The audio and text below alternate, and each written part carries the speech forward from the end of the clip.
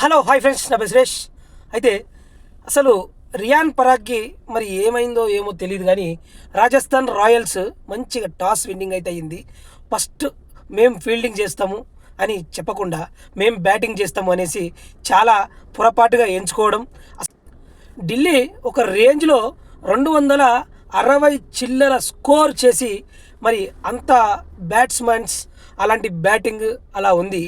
మరి ఎలా ఫస్ట్ మనం కొట్టి సాధిస్తాం, లేకపోతే 270 60 కొట్టి చూస్తాం అనేసి అంత ఈజీగా ఆలోచించుకున్నాడు.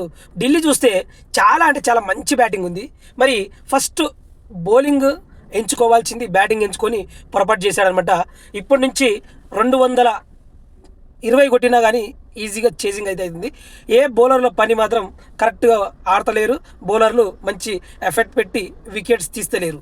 అందువలన చాలా ఈజీగా బ్యాట్స్మెన్స్కి ఈజీ అయిపోయింది అనమాట.